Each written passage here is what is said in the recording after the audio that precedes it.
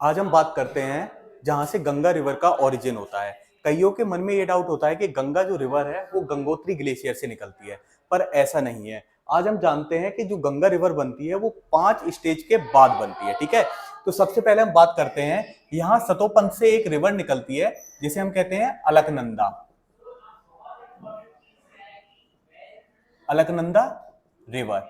ठीक है, उसके बाद आप लोगों ने पढ़ा होगा कि 5 नदियां उत्तराखंड में आके मिलती हैं जिन्हें उत्तराखंड में पंच प्रयाग कहते हैं। ठीक है, तो उसको याद करने की सबसे इजी ट्रिक है कि आप वी, एन, के, आर और डी, जो ये प्रयाग है इनका नाम इस बेस पे है, ये अल्फाबेटिक ऑर्डर है इनका, वी, एन, के, आर, डी। अब मैं आपको बताता हूं कैसे। देखिए, सबसे पहले यहां एक रिवर जिसका नाम है धौली गंगा। धौली गंगा जहां आके अलकनंदा रिवर में मिलती है उसे हम कहते हैं विष्णु प्रयाग।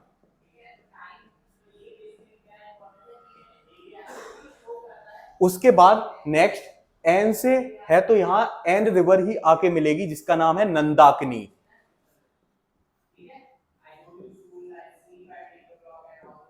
तो यहां एन से ही प्रयाग बनेगा, नंद प्रयाग।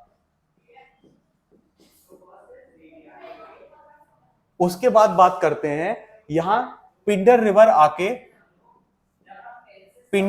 आके यहां अलकनंदा रिवर में मिलती है, तो यहां प्रयाग बनता है तीसरा प्रयाग, कर्ण प्रयाग। ठीक है, उसके बाद नेक्स्ट आपने देखा होगा और आप लोगों ने सुना भी होगा कि 2013 में जो केदारनाथ की तबाही आई थी वो इसी रिवर में आई थी। ठीक है, कौन सी रिवर है ये? मंदाकिनी।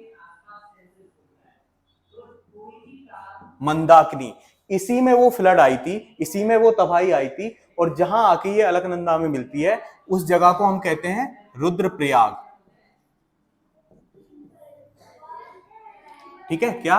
रुद्रप्रयाग। उसके बाद यहां गंगोत्री ग्लेशियर से एक रिवर ओरिजिनेट होके आती है और यहां आके, ठीक है, अलकनंदा में मिल जाती है, और उसके बाद जो एक नई रिवर का ओरिजिन होता है ना उसे ही हम गंगा कहते हैं।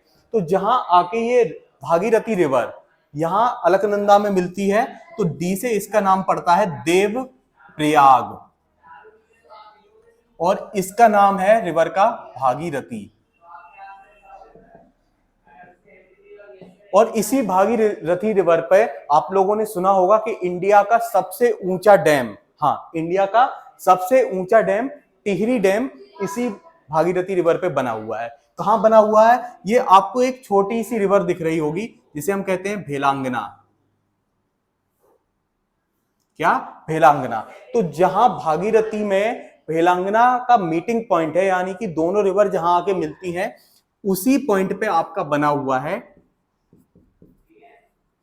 टिहरी डैम, और ये इंडिया का